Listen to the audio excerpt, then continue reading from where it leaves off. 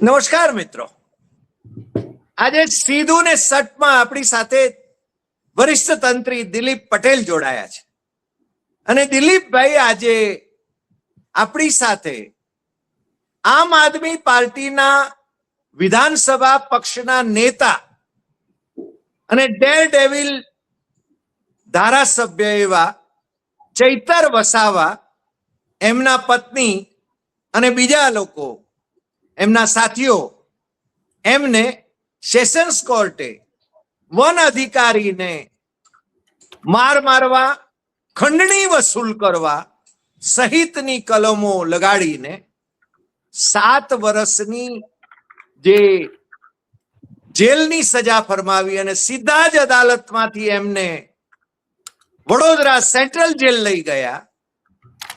એ વિશે ચર્ચા કરવાની છે આજે. દિલીપભાઈ, આમ આદમી પાર્ટી આમ તો ભારતીય જનતા પાર્ટી સાથે કાયમ ઈલું કરે છે, પણ જે લોકો ભારતીય જનતા પાર્ટીને ગાંઠતા ન હોય એ લોકોને ભારતીય જનતા પાર્ટી કઈ તંત્ર મંત્ર કરીને એમને સામે કાં તો રાજદ્રોહનો ખટલો દાખલ કરીને તમે અમારી સાથે આવી જાઓ તો તમારા ખટલાઓ છે ને પાછા ખેંચી લેવાશે, અદાલતોમાં તમને છે ને તમારો કેસ ઢીલો કરી નાખવામાં આવશે. આ બધા ખેલ આપણે જોયા છે. તમને તો ખ્યાલ જ છે, પાટીદાર આંદોલનના જે મુખ્ય ચહેરાને આપણે જોયો છે, જેણે નરેન્દ્ર મોદી અને અમિત શાહને હિટલર અને જનરલ ડાયર કહ્યા, એ આજે એમની પગચંપી કરી રહ્યા છે ભાઈશ્રી. અને એમનો જાજો ભાવ તો પૂછાતો નથી. કદાચ આવતા દિવસોમાં મિનિસ્ટ્રી મળી જાય એની લાલચમાં એ હજુ ત્યાં હશે, અથવા તો બીજા ખટલાઓ એ એમની સામે ન આવી જાય એટલા માટે કદાચ એ ત્યાં હશે, ખબર નથી. ધારાસભ્ય તો છે જ છે, પણ ચૈતર વસાવા જેની હાક વાગે છે, જેણે નર્મદા જિલ્લાની અંદર પણ જિલ્લા પંચાયત આમ આદમી પાર્ટીને જીતી બતાવી, કબજે કરી, અને એ જ ચૈતર વસાવાની સામે મને લાગે છે કે છાશવારે કેસીસ થાય છે. અને ચૈતર પણ બળુકો માણસ છે, ક્યારેક એ ગ્લાસ ફેંકે છે અધિકારીઓ તરફ અને એનો એક કેસ દાખલ થાય છે, ક્યારેક કોઈકને ઉપર હાથ ઉપાડે છે અને કેસ દાખલ થાય છે. આદિવાસી સમાજ એ ચૈતરની સાથે છે એવું તો લાગ્યા વિના રહેતું નથી, કારણ કે વડાપ્રધાન નરેન્દ્ર મોદી એ ચૈતરના વિસ્તારમાં દેડિયાપાડામાં જઈને સભા કરે અને એ જ વખતે ચૈતર સમાંતર સભા કરે તો ચૈતરને ત્યાં સ્વયંભૂ રીતે વધુ લોકો જોવા મળે છે. અને માનનીય વડાપ્રધાન નરેન્દ્ર મોદી, વિશ્વગુરુ નરેન્દ્ર મોદી, જેમનો વિશ્વમાં ડંકો વાગે છે અને જેમના વિશે એમ કહેવાય છે કે વિશ્વના સૌથી લોકપ્રિય શાસક છે, એમની સભામાં 2,000 જેટલી બસો મૂકવામાં આવતી હોવા છતાં ચૈતર જેટલી જનમેદની એકઠી થતી નથી. ને ચૈતર પાછા એનો હિસાબ પણ આપે છે કે સરકાર મોદીની સભા માટે કેટલો ખર્ચ કરે છે. મને લાગે છે કે આ ચૈતરને દબાવવા માટે એમની સામે સતત ખટલાઓ દાખલ કરવામાં આવે છે. પરંતુ આજે આપણે જે ચર્ચા કરવાની છે એ એમને સજા પડી છે 7 વર્ષની, અને 7 વર્ષની સજા પડી એટલે એમનું ધારાસભ્ય પદ પણ ગયું. 2 વર્ષથી વધુ અથવા 2 વર્ષ અથવા વધુ સજા પડે જેલની તો એ સભ્યપદ જાય ધારાસભાનું. એટલે ચૈતર હવે ભૂતપૂર્વ ધારાસભ્ય ગણાશે. જે રીતે રાહુલ ગાંધીને ભૂતપૂર્વ સાંસદ તરીકે જાહેર કરાયા હતા, એમનો બંગલો લઈ લેવામાં આવ્યો હતો અને પછી સુપ્રીમ કોર્ટે એમને સંસદ સભ્ય તરીકે બહાલ કર્યા હતા, એ આપણે જાણીએ છીએ. તો દિલીપભાઈ, આ બધા ઘટનાક્રમમાં એનું રાજકીય વિશ્લેષણ એ આપ આપણા દર્શકો સમક્ષ કરો એવો આપને અનુરોધ છે. દિલીપભાઈ. જો હરિભાઈ, આમાં સ્થિતિ એવી છે કે નરેન્દ્ર મોદી જ્યારે ચૂંટણી લડતા હતા વડાપ્રધાન બનવા માટેની, ત્યારે એમણે જાહેર સભાઓમાં વારંવાર કહ્યું હતું કે જે કંઈ રાજકીય નેતાઓ છે આખા દેશના, એની સામે ઝડપથી કેસ ચલાવીને એના ચુકાદાઓ લાવવા માટે ખાસ અદાલતો નિયુક્ત કરવામાં આવશે.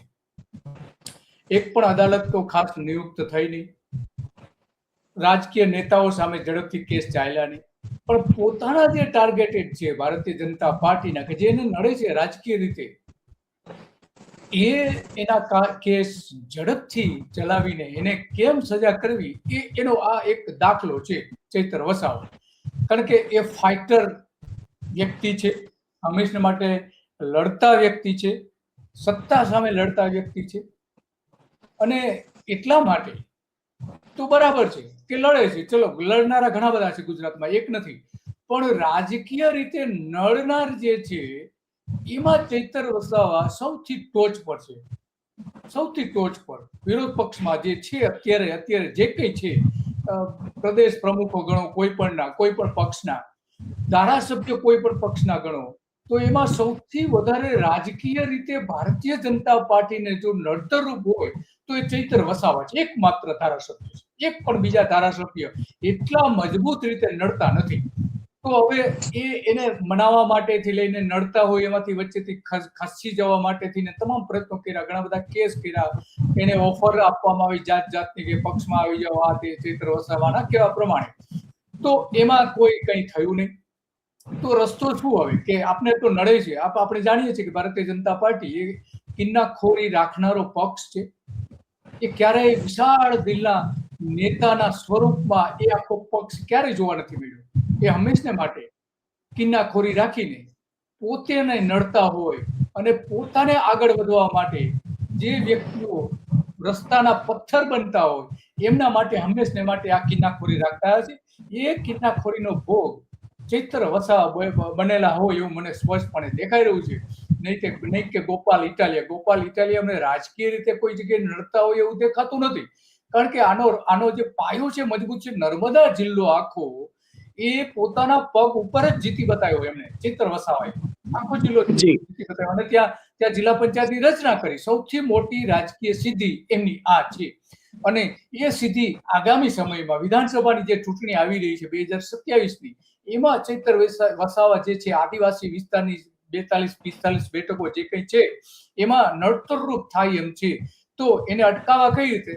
સીધી વાત છે, એને જેલની સજા કરી દો, 2 વર્ષથી વધારે કેદની સજા કરી દો, તો એ હંમેશને માટે ધારાસભ્ય પણ મટી જાય અને એનું પ્રભુત્વ પણ ઘટી જાય. તો આ ખેલ મને દેખાઈ રહ્યો છે, અને આવો ખેલ જે થાય છે એ અદાલત માટે પણ બહુ શરમજનક છે. કારણ કે એટલા બધા કેસીસ પડેલા છે, એટલા બધા કેસીસ છે, એટલા બધા રાજકીય નેતાઓ સામેના છે કે જે ઝડપથી નથી ચાલતા. આ કેસ કેમ ઝડપથી ચાલી ગયો? તો અમારી દ્રષ્ટિએ આના મૂળમાં આ કારણ છે. જી હરિભાઈ, આપે ગોપાલ ઇટાલિયાનું નામ લીધું. ગોપાલ ઇટાલિયા જાણે કે આપણા ભૂપેન્દ્ર પટેલની સરકારના લાડકા ધારાસભ્ય છે. એ જે કંઈ રજૂઆત કરે એ રજૂઆતને ગાંધીનગરની ભારતીય જનતા પાર્ટીની સરકાર એ કાન દે છે. ઈસુદાન ગઢવી તો ક્યાં ખોવાઈ ગયા છે ખબર નથી. મને લાગે છે નિવેદનીય નેતા જ થઈ રહ્યા છે. મને લાગે છે કે એમના નિવેદનો એ મહામંથન કરતા હતા ત્યારે વધારે પ્રભાવી હતા, અને ઈસુદાન કહેતા હતા કે વિજય રૂપાણી એમની સલાહ લઈને જ જાણે કે ચાલે છે. હવે એ દાવો કેટલો સાચો હતો એ તો જ્યારે એમની સામે કમલમ ઉપર છેડતીનો કેસ થયો અને પછી મટી ગયો ત્યારે જ સમજાઈ ગયું. પણ આ ગોપાલ ઇટાલિયાનું તમે જે નામ લીધું, મને એ સમજાવો તો ખરા દિલીપભાઈ, આપણા દર્શકોને પણ સમજાવો કે ગોપાલ ઇટાલિયા હાકલા દેકારા કરે છે. ગોપાલ ઇટાલિયાને જીતાડવા માટે ભાજપાના નેતાઓનો એક વર્ગ, ખાસ વર્ગ કામે વળ્યો હતો. એ જીત્યા ત્યારે નારા પણ એમના લાગ્યા હતા. તો આ ગોપાલ ઇટાલિયાનું ભારતીય જનતા પાર્ટી સાથે શું કનેક્શન છે અને એમની વાત કેમ ગાંધીનગર કાન દે છે, એ તો સમજાવો દિલીપભાઈ. અરે ભાઈ, ગોપાલ ઇટાલિયા એ લાડકા હોય એવું લાગે છે અત્યારની સરકારના. કારણ કે આપણે જોયું છે કે એમના વિસાવદરમાં કેટલા વિકાસના કામો થયા, શું થયું, આ તે બધું એ વારંવાર યાદી મૂકતા રહે છે સોશિયલ મીડિયા ઉપર. તો એમાં તો સ્પષ્ટપણે દેખાય છે કે જે સરકારને સૂચન કરે છે તો સરકાર એ પ્રમાણે કરે છે. અગાઉ એક કાયદો પણ લાયા હતા સરકારે. ગોપાલ ઇટાલિયાએ માંગણી કરી હતી લગ્નના સંદર્ભમાં, તો પ્રેમ લગ્નના સંદર્ભમાં ભાગી જનારા લોકો જે લગ્ન બહાર જઈને લગ્ન કરી લે છે એ માટેની સૂચન કરનાર જ ગોપાલ ઇટાલિયા. તો સરકારે વાત માની, પછી ઘણા બધા એની સામે ભાજપે પણ સામાજિક રીતે આંદોલનો કર્યા અને કાયદો પણ લાયા. પણ જો કે એમાં બહુ કઈ આગળ થઈ શકે એવું નથી, કારણ કે બંધારણીય અધિકાર છે કોઈ પણને લગ્ન કોઈ પણની સાથે કરવા માટેનો. તો પણ સવાલ એ છે કે ગોપાલ ઇટાલિયાએ સજેશન કર્યું ને સરકાર કાયદો લાયા. તો આવા તો ઘણા બધા ઉદાહરણો છે. માત્ર ગોપાલ ઇટાલિયા નહીં, જિલ્લા કક્ષામાં આપણે જોઈએ છીએ કે જે આમ આદમી પાર્ટીના જિલ્લા કક્ષાના જે નેતાઓ છે, આંદોલનકારીઓ છે, સરકાર સામે આંદોલન કરતા હોય અથવા તો સરકારની કોઈ ખામી શોધીને કહેતા હોય છે, તો એ બહુ ઝડપથી થઈ રહ્યું છે. એના કામો બહુ ઝડપથી થઈ રહ્યા છે એટલું તો દેખાઈ રહ્યું છે. તો એના અર્થ આપણે જે તે કે કાઢીએ તે કાઢી શકાય એવા છે. કારણ કે તો પછી માનો કે બીજા કોઈ પક્ષો છે, કોંગ્રેસ છે કે સમાજવાદી પક્ષ છે કે કોઈ પણ બીજા હોય, તો એ પક્ષના જે નેતાઓ સજેસ્ટ કરે છે એ કામો નથી થતા. ભલે એ પક્ષના નેતાઓના ભાગીદારી ભારતીય જનતા પાર્ટીના ઘણા બધા નેતાઓ સાથે છે, તો એ વ્યક્તિગત રીતે પોતાનો સ્વાર્થ સાધી લે છે, પણ સોશિયલી જે સમાજમાં જે કામ કરનારા છે, લોકો માટેના જે કામ કરવાના છે, એમાં કોંગ્રેસના નેતાઓ કે છે તો એ એટલા બધા પ્રભાવશાળી નથી સરકારમાં કે એ કે છે ને થઈ જાય છે, એવું નથી હોતું. તો આ એક જે આપણે પહેલી નજરે જે જોઈ શકીએ છીએ. આમ તો સીધા કોઈ પુરાવા તો રાજકીય નેતાઓના હોતા નથી કે ભાઈ સરકાર સાથે કઈ રીતે મળેલા છે, પણ આ રીતે આપણે એને ઓબ્ઝર્વ કરીને એની હિલચાલ ઉપર નજર રાખીને આપણે જોઈએ તો કહી શકીએ કે આ સરકાર સાથે ઈલું તો છે જ. એમાં કોઈ તમે જે શબ્દ વાપરો બરાબર છે. મને આમાં વધારે પાછું તમને પૂછવાનું એટલા માટે પણ મન થયું કે ચૈતરના કેસમાં પણ એડવોકેટ ગોપાલ ઇટાલિયા એ ત્યાં કોર્ટમાં પહોંચી જતા હતા. હવે એ કેસ પ્રભાવી રીતે લડાયો કે કેમ, ચૈતર તરફથી એડવોકેટ કોણ હતા એના વિશે મારે કંઈ કહેવું નથી, પણ ગોપાલ ઇટાલિયા એ અદાલતમાં પણ છે ને પહોંચીને ત્યાં પાછા નાટક ચેટક પણ બહુ કરતા હતા. અને જે રીતે એમની સ્ટાઇલ છે એ સ્ટાઇલમાં જાણે, કારણ કે ગોપાલ ઇટાલિયા એ છે ને સોશિયલ મીડિયામાં વાયરલ થવા માટે જાણીતા છે, નિવેદનો વાયરલ કરવા માટે જાણીતા છે. ઈસુદાનને તો પાછળ રાખી દે એમ છે, ઈસુદાન આમ તો હારીએ ગયા ચૂંટણી, પણ હવે ચૈતર ધારાસભ્ય મટી જાય એટલે ગોપાલ ઇટાલિયાને એમના પક્ષની નેતાગીરી મળે, વિધાનસભા પક્ષની, એવું બની શકે દિલીપભાઈ? વિધાનસભા પક્ષની હા નેતાગીરી મળે, એમાં તો કોઈ સવાલ નથી. પણ એને જે એક વિરોધ પક્ષના નેતા તરીકે જે સવલતો, સરકારી સવલતો મળવી જોઈએ એ નહીં મળે. પણ હા, સ્વાભાવિક છે, એની પાસે જે કઈ 4-5 ધારાસભ્યો જે છે એના નેતા તરીકે પોતે ગૌરવ લઈ શકે એવું બની શકે. કારણ કે જો આ ડિસ્કોલિફાઈડ થાય તો, અને કરશે જ આ સરકાર, જેમણે ઝડપથી કરશે. ભલે આપણે જાણીએ છીએ કે જે અત્યારે સરકાર, અત્યારે જે ભારતીય જનતા પાર્ટી જે છે એમાં આ ઉદાહરણ આપી શકીએ એમ છે. જે 2022ની ચૂંટણી થઈ એમાં જે સોગંદનામાઓ રજૂ કરેલા છે ચૂંટણી પંચ સમક્ષ, તો એમાં અત્યારે જે ચૂંટાય છે એમાં 40 ધારાસભ્યો હરીભાઈ છે કે જેની સામે ગુના નોંધાયેલા છે. કેમ એમની સામે અત્યારે બહુ ઝડપથી પગલા નથી લેવાતા? એની સામે કેમ અદાલતો ચુકાદા નથી આપતી? આ એક જ ધારાસભ્ય કેમ? એમાં 40માંથી લગભગ 20 જેટલા તો ભારતીય જનતા પાર્ટીના છે. તો આ જે ધારાસભ્યો જે છે એમાં ગંભીર પ્રકારના કેસ છે હોવા છતાં તો એની સામે પગલા તો લેતા, ખરેખર અદાલતે તાત્કાલિક પગલા ભરવા જોઈએ. આ 40 ધારાસભ્યો છે, એમાંથી 29 તો એવા છે કે અત્યંત ગંભીર પ્રકારના કેસ એની સામે નોંધાયેલા છે, ગુના નોંધાયેલા છે. તો કેમ એમની સામે એડીઆર નો રિપોર્ટ એ સમયે બહાર આવેલો હતો. તો આ ઉપરાંત બીજા ઘણા બધા એવા નેતાઓ હતા કે જેની સામે ઝડપથી કેસ થયા અને એમને બચાવી પણ લેવાયા અથવા તો બચી પણ ગયા, વોટેવર જે કઈ શબ્દ વાપરી. આપણી રીતે માયાબેન ભોટનાની છે, આપણે જાણીએ નરોડા પાટિયા કેસ જે છે હાઈકોર્ટમાંથી એમને રાહત મળી, બચી ગયા બધી જગ્યાએ. જયરાજસિંહ જાડેજા જે છે ગોંડલના હત્યાકાંડનો જે હતો એની અપીલ અત્યારે પેન્ડિંગ છે અને બહાર ફરી રહ્યા છે. વિનુ મોગા સોલંકી જે અમિત જેઠવા આરટીઆઈ એક્ટિવિસ્ટની હત્યા કેસમાં હાઈકોર્ટે એને દોષમુક્ત જાહેર કર્યા, પણ ત્યાં સુધી તો એમની સામે આરોપી તરીકે પણ એમને રજૂ કરવામાં આવ્યા હતા અને કેટલાક જજમેન્ટ પણ હતા. રાઘવજી પટેલ જુઓ તમે, આપણે જામનગરના તોફાન અંગેનો કેસ એની સામે નોંધાયેલો છે અને દોષિત થયેલા છે અને અપીલ એને કરેલી છે. નીમાબેન આચાર્ય, હરિભાઈ નીમાબેન આચાર્ય કચ્છના જે ધારાસભ્ય પછી વિધાનસભાના અધ્યક્ષ પણ થયા હતા, તો એની સામે ચૂંટણી અંગેનો ગુનો નોંધાયેલો છે. ચૂંટણી અંગેનો ગુનો નોંધાયેલો છે મોરબીમાં, તો એની સામે કેમ એની સજા પણ થયેલી છે નીમાબેનને. તો કાંતિ અમૃતિયા જે છે એની સામે પણ ચૂંટણી અંગેના ગુનો છે, સજા પણ એમને થયેલી છે. અને હાર્દિક પટેલ જે તમે હમણાં નામ લીધું, આંદોલન સંબંધી એની સામે કેસો છે, લગભગ 32 જેટલા અલગ અલગ પ્રકારના કેસ છે. તો આ બધા કેમ ઝડપથી નથી ચાલતા? કેમ હાર્દિક પટેલ તમારા ભાજપમાં આવી ગયા છે એટલા માટે? તો આ પ્રશ્નો તો બધા છે જ કે આટલા મોટા પ્રમાણમાં 40 ધારાસભ્યો જ્યારે કેસ એની સામે નોંધાયેલા હોય, એમાં 29 જેટલા ધારાસભ્યો તો એવા 29 થી વધારે કે એમને ગંભીર પ્રકારના કેસ છે, તો કેમ એ કેસ નથી ચાલતા? માત્ર ચૈતર વસાવાનો શા માટે કેસ ઝડપથી ચાલી ગયો? એવું જ કંઈક રાહુલ ગાંધીનું થયું હતું ને. રાહુલ ગાંધીનો કેસ પણ છે ને ફટાફટ ચાલ્યો અને એ જ એને 2 વર્ષની સજા, એને તો 2 વર્ષની સજા ખાસ ફરમાવવામાં આવી. સેશન્સમાં પણ 2 વર્ષ, હાઈકોર્ટમાં જજ છે ને એ વિદેશ જાય છે અને પાછા આવે છે ત્યારે પણ એને બહાલ કરે છે સજાને, એ જ સજા ચાલુ રાખે છે. અને પછી સુપ્રીમ કોર્ટમાં જ્યારે જાય છે ત્યારે એમને રાહત મળે છે.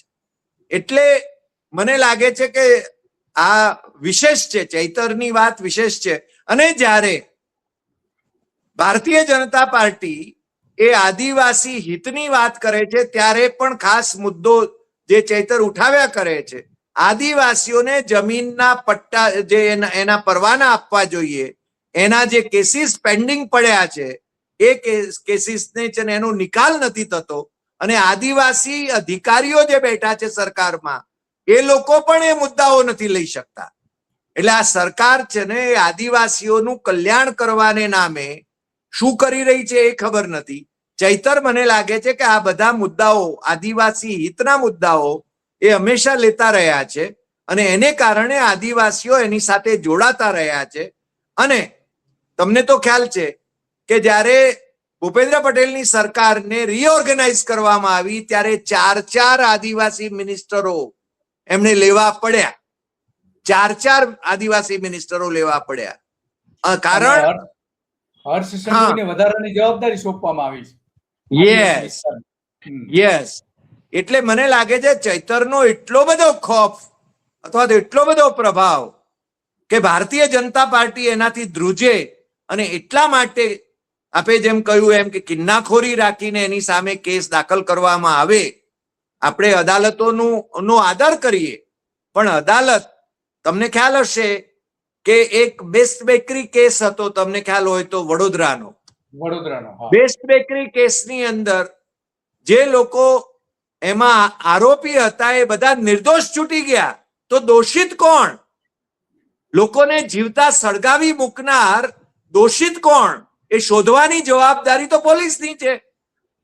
મને લાગે છે પોલીસ તંત્ર એ અધૂરી કામગીરી કરે છે. એ આમાંથી બહુ સ્પષ્ટપણે આપણને જોવા મળે છે. અને ચૈતરના કેસમાં આપે જેમ કહ્યું એમ ફટાફટ ચાલે છે, ફટાફટ ચાલે છે. પણ ચૈતર હાઈકોર્ટમાં ગયા છે, હાઈકોર્ટમાં હવે કેસ અથવા જવાના છે, મને લાગે છે 1-2 દિવસમાં જશે.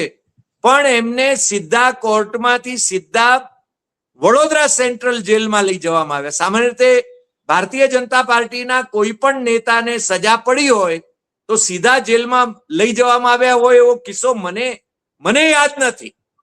તમને કદાચ યાદ હોય તો તમે જણાવો દિલીપભાઈ. સીધા જેલમાં લઈ ગયા હોય એવો મારા ધ્યાનમાં તો નથી એવો કેસ. મારા ધ્યાનમાં એટલે મારી યાદ શક્તિમાં અત્યારે તાત્કાલિક નથી આવતું. પણ લગભગ નથી એ પ્રકારનું કે ત્યાંથી કોર્ટમાંથી ઉચકીને સીધા લઈ ગયા હોય એવું ઘટના મારી પાસે નથી. અત્યારે પણ આપણે જાણીએ છીએ કે જેમને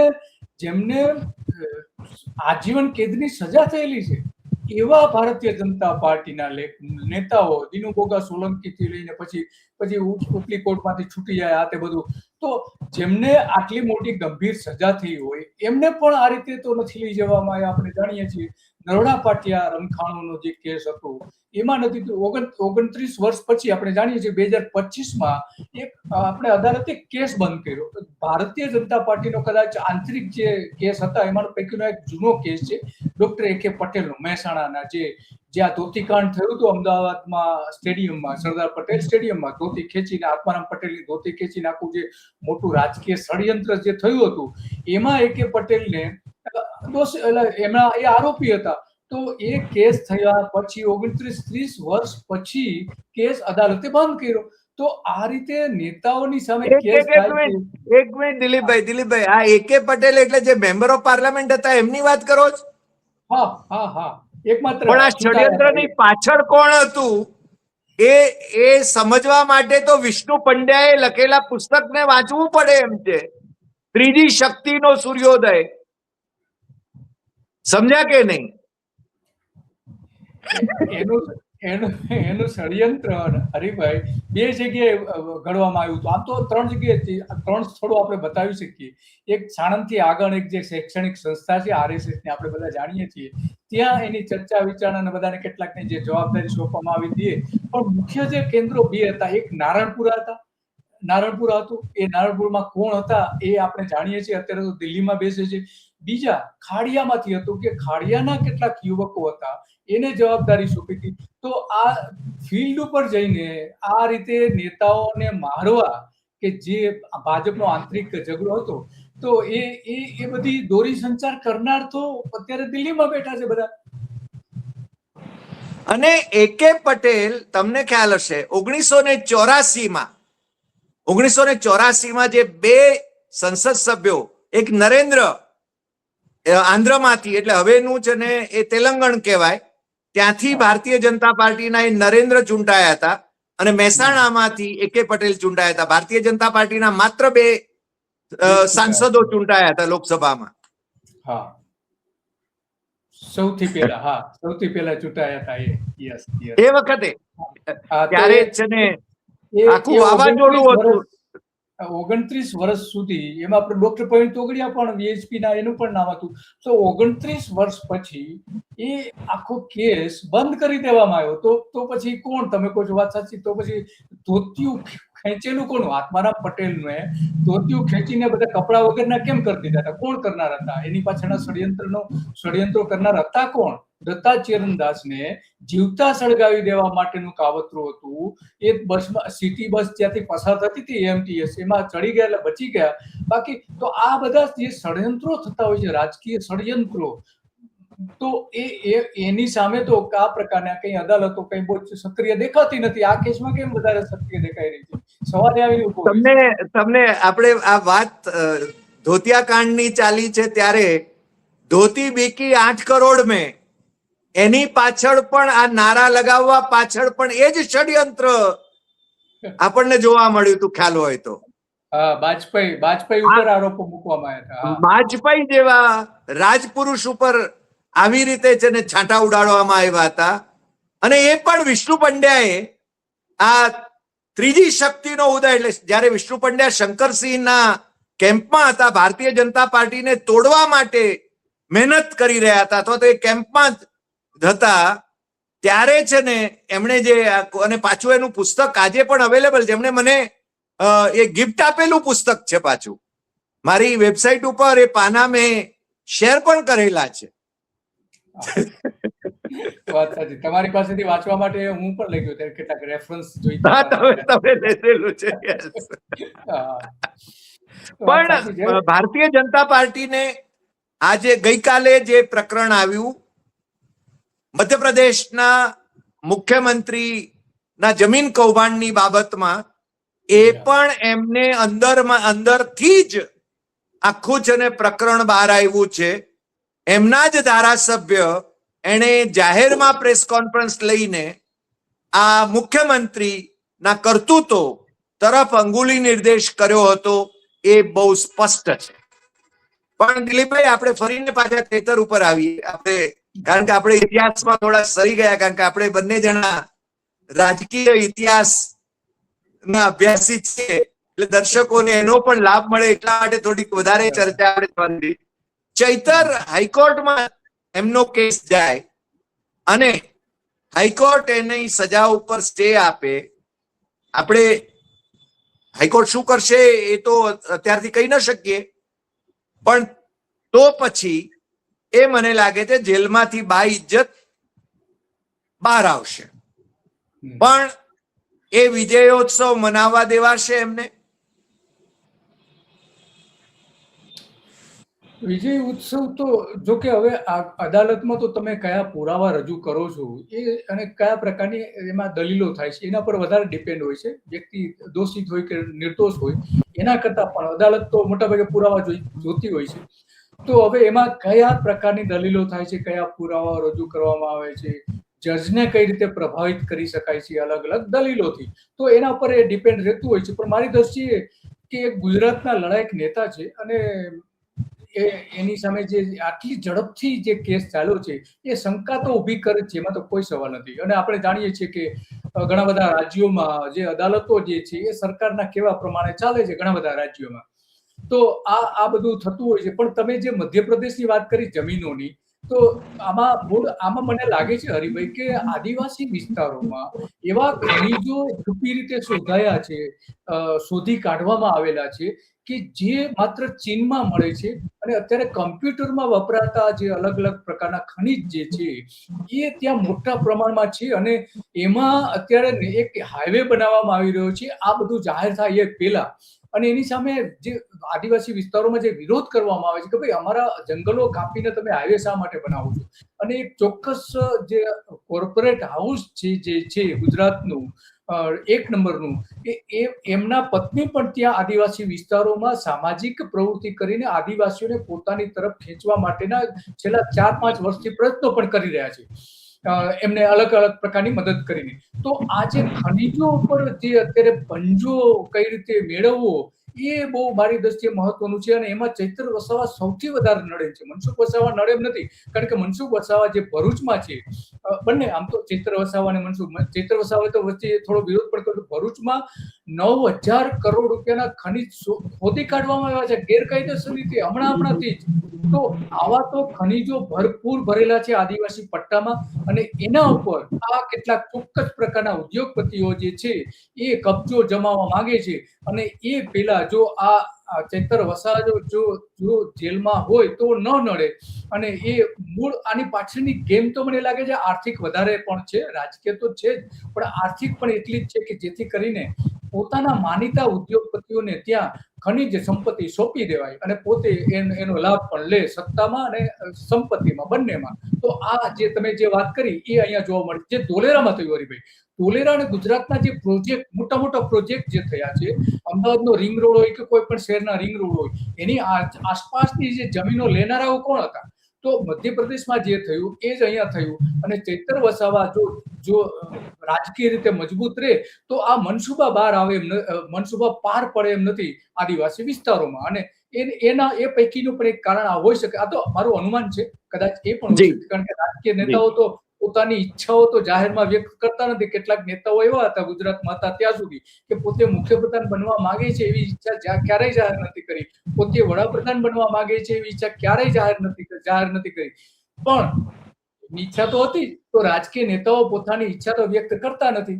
જી દિલીપભાઈ, તમે એક છેલ્લે મને પ્રશ્ન, કારણ કે તમે જે વાત કરી ઈચ્છા શક્તિની, આજકાલ ચર્ચા એવી છે કે અમિત શાહ વડાપ્રધાન થવા માંગે છે અને એટલા માટે બીજા પક્ષોને તોડફોડ કરવા માંગે છે, સાંસદોને ભેગા કરવા માંગે છે. આમાં કેટલું તથ્ય લાગે છે તમને? આ મારો છેલ્લો પ્રશ્ન. અરે ભાઈ જુઓ, નરેન્દ્ર મોદી ન હોય ત્યારે કોણ, એ સૌથી મોટો સવાલ છે. હા, યોગી આદિત્યનાથ તો આખા દેશને સંભાળી શકે એવી તો કેપેસિટી નથી. અમિત શાહ ભલે રાજકીય નેતા નથી, લોકોને પ્રભાવિત કરી શકતા નથી, પણ કઈ રીતે મેનેજ કરવું એ બહુ સારામાં સારી ટેકનિક છે, ને એનો સૌથી મોટો ફાયદો નરેન્દ્ર મોદીને અમિત શાહનો મળ્યો છે મેનેજ કરવામાં. તો સ્વાભાવિક છે કે અત્યાર સુધી જે નરેન્દ્ર મોદીને મદદ કરી છે અમિત શાહ, જો અમિત શાહ ન હોત તો નરેન્દ્ર મોદી ન હોત, અને નરેન્દ્ર મોદી જો ન હોત તો અમિત શાહ ન હોત. આ બંનેના સમીકરણો છે.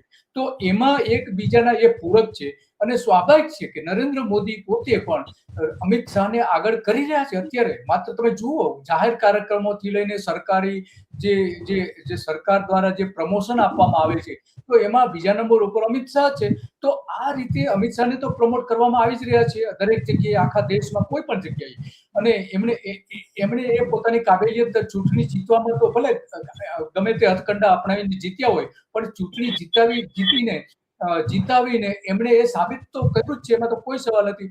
એટલા માટે અમિત શાહ, જો નરેન્દ્ર મોદી જ્યારે ન હોય ત્યારે અમિત શાહ હોય, એના માટેનું આ ગ્રાઉન્ડ તૈયાર થઈ રહ્યું છે. એમાં તો કોઈ બે મત નથી, બિલકુલ. એમાં તો કોઈ દીવા જેવું સ્પષ્ટ છે, દેખાઈ આવે છે.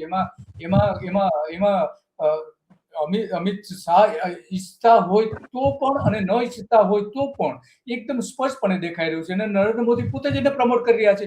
કારણ કે એનું બીજું કારણ કહું કે સંઘ અને જે ભાજપ છે એના બંને વચ્ચેની જે તિરાડ જે છે, કારણ કે અત્યારે સંઘ ઉપર જે કબજો સૌથી મજબૂત જે કોઈનો હોય તો આ બંને અમિત શાહ અને નરેન્દ્ર મોદીનો છે. મોહન ભાગવતનો એટલો બધો કબજો નથી જે ગ્રાસરૂટ ઉપર જે કામ કરવાના હોય છે. તો આ બધામાં જે કમાન્ડ છે અમિત શાહ પાસે છે. નરેન્દ્ર મોદી પછી એ જ કમાન્ડ સંભાળી શકે એમ છે, અને એટલે સ્વાભાવિક છે કે એમને પ્રમોટ કરવામાં આવે છે, અને એ જ વડાપ્રધાન બની શકે. બનવા માટે, એને બનાવવા માટેના તમામ પ્રયત્નો થઈ રહ્યા છે, કોઈ સવાલ નથી. રાઈટ. દિલીપભાઈ, આજે આપ ચૈતર વસાવાથી અમિત શાહ સુધીની જે ચર્ચા કરી, રાજકીય દ્રષ્ટિએ આપણે જે ગુજરાતના સંદર્ભમાં અને દેશના સંદર્ભમાં, એ બદલ આપનો ખૂબ ખૂબ આભાર. ફરી મળીશું નવા એપિસોડમાં નવા વિષય સાથે. નમસ્કાર.